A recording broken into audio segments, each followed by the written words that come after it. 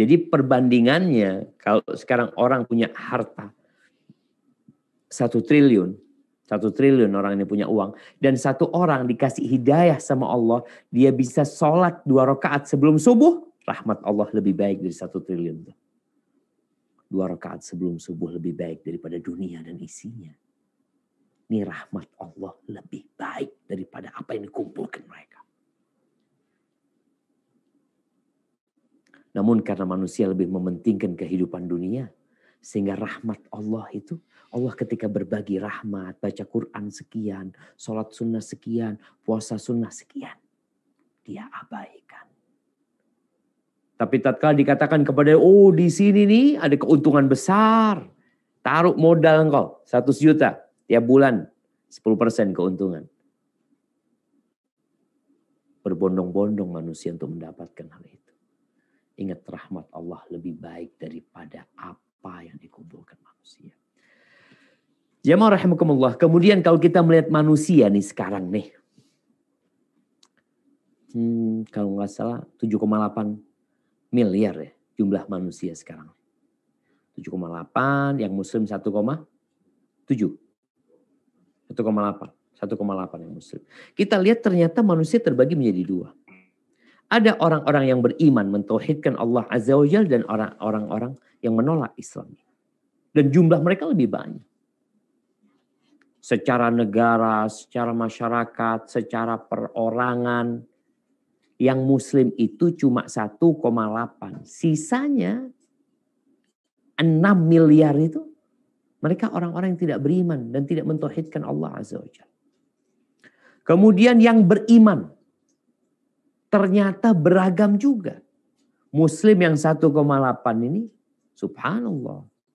Sebagian sholat, sebagian sholatnya 5 waktu, sebagian sholatnya 3 waktu, sebagian sholatnya 1 waktu, sebagian sholatnya setahun sekali, sebagian ada yang gak pernah sholat. Ngakunya muslim. Dan kalau kita lihat, kok semuanya dikasih rezeki Ustaz ya? Mungkin sebagian berpikir seharusnya yang kaya itu yang paling rajin ibadah Ustaz. Kan dia lebih dekat sama Allah. Dia taat sama aturan Allah. Itu kalau pikiran kita kan seharusnya kayak gitu.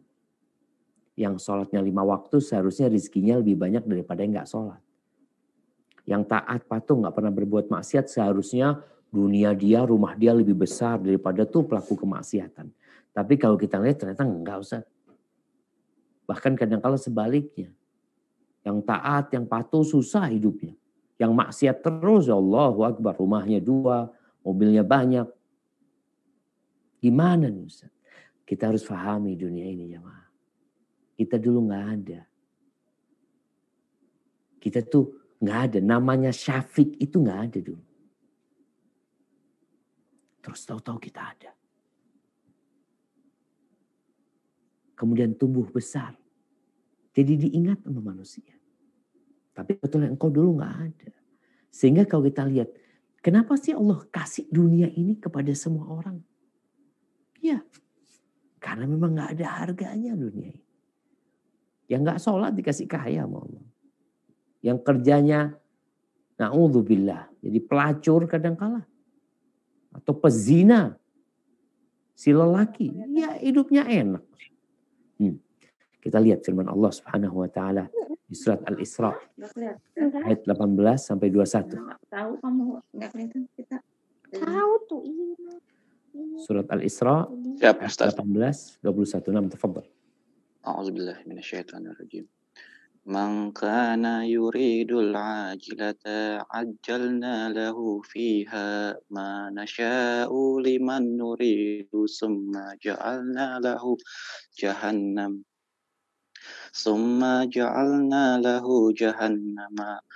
yaslaha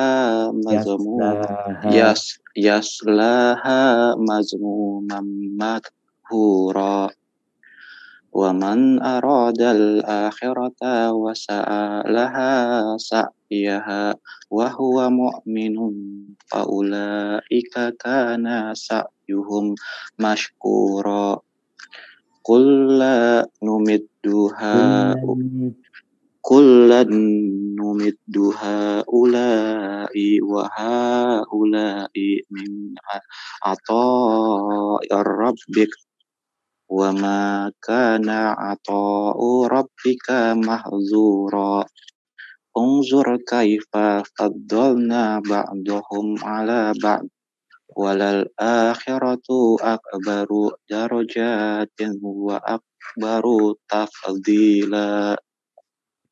Barang siapa menghendaki kehidupan sekarang, duniawi, maka kami segerakan baginya di dunia ini apa yang kami kehendaki bagi orang yang kami kehendaki. Kemudian kami sediakan baginya di akhirat neraka jahanam. Dia akan memasukinya dalam keadaan tercela dan terusir.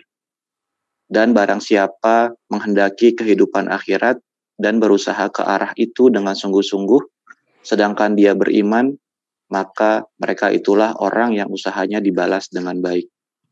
Kepada masing-masing golongan, baik golongan ini yang menginginkan dunia, maupun golongan itu yang menginginkan akhirat. Kami berikan bantuan dari kemurahan Tuhanmu, dan kemurahan Tuhanmu tidak dapat dihalangi. Perhatikanlah bagaimana kami melebihkan sebagian mereka atas sebagian yang lain. Dan kehidupan akhirat lebih tinggi derajatnya dan lebih besar keutamaannya. Barakallahu fikum. Itu kondisi manusia. Yang ambisi dunia, Allah kasih. Mau dikasih sama Allah. Bagi yang Allah kehendaki. Tapi nanti gak dapat apa-apa. Bahkan kalau di dunia dia terhormat, dia mulia. Jadi orang terkaya di dunia, kemana-mana dihormatin dan dihargai. Nama dia selalu ada di atas. Tapi di akhirat, dia akan datang memang meninggalkan semuanya. Sekarang kita bisa ngelihat orang kaya dunia mati gak bawa apa-apa. Orang terkaya di Indonesia. Salah satu orang terkaya di Indonesia mungkin yang punya sinar emas yang sekarang sedang ribut tentang harta warisannya. Berapa triliun yang dia bawa ke kuburannya? Gak ada. Makanya Allah sebutkan kalau ambisinya dunia, tempat neraka jahanam nanti. Adapun yang ambisinya akhirat dan dia berusaha ya bekerja sesuai dengan tuntutan akhirat tersebut dalam kondisi dia beriman, Allah akan balas. Jadi kemudian Allah sebutkan semuanya Allah akan beri. Yang ingin dunia Allah kasih, yang ingin akhirat Allah kasih dari kemurahan Allah Subhanahu wa taala. Enggak ada yang bisa menghalangin karunia Allah Azza wa Jalla. Enggak ada. Jadi mungkin sebagian mengatakan kenapa fulan kok dikasih sama Allah padahal fulan enggak sholat. Kenapa fulan kok dikasih sama Allah padahal fulan itu na'udzubillah pezina. Nggak ada yang bisa menghalangi pemberian Allah SWT. Kau siapa? Kerjakan tugasmu. Laksanakan kewajibanmu. Lalu Allah mengatakan, lihat loh bagaimana Allah melebihkan sebagian atas sebagian lainnya. Ketahuilah akhirat itu lebih derajat-derajatnya lebih tinggi, lebih mulia daripada kehidupan dunia ini jamaah. Haibatifillah, kembali kepada tema kita. Siapa orang terkaya di dunia? Kenapa sih muncul tema itu atau muncul topik di majalah, bahkan ada majalah yang memang kerjanya majalah apa? Majalah Forbes apa? Ya, yang biasa mengangkat orang terkaya di dunia, di nomor fulan, perempuan terkaya di dunia, ya, atlet terkaya, kemudian artis terkaya, macam-macam diangkat. Kenapa? Ternyata manusia ini memang suka membandingkan jamaah. Suka. Dia suka ngeliatin ke sana, ya, berapa yang dia punya, gitu loh. Kita ingin tahu. Kalau ditanya orang terkaya di Indonesia, siapa? Kira-kira suami mbak-mbak ada yang masuk enggak? Oh mungkin masuk Ustaz. Nomor sekian ya. Nomor berapa ya? Ada yang nomor 2000, ada yang nomor. Semua kalau dilihat jemaah ingin masuk dalam daftar orang terkaya. Kalau dilihat ya Allah fulan fulusnya sekian. Kalau bicara terkaya di dunia mungkin Jeff Bezos ya. Kemudian yang punya Microsoft siapa? Bill Gates ya. Kemudian nanti lagi ada yang punya Facebook ya, terus engkau dapat apa?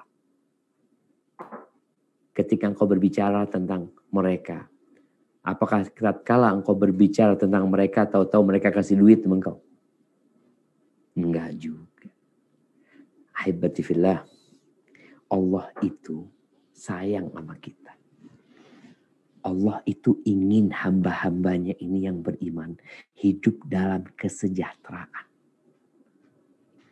Hidup dalam kedamaian. Tenang. Nggak ribut sama suaminya. Yang suami nggak ribut sama bininya. Tidak teradab dengan anak-anaknya. Tidak tersiksa sama istrinya. Nabi SAW sampai berdoa, beliau mengatakan, Allahumma inni a'udzubika min malin yakunu alayya adzaban. Ya Allah, aku berlindung kepadamu dari harta yang jadi adab, jadi siksa buat aku. Dari harta jadi adab. Kita cari harta supaya bisa bersenang-senang, ternyata harta jadi adab. Dan aku berlindung dari istri, dari pasangan hidup yang membuatku beruban sebelum waktunya. Wa a'udzubika min waladin yakunu alayya rabban, dan aku berlindung kepadamu dari anak yang menjadi penguasa atas diriku.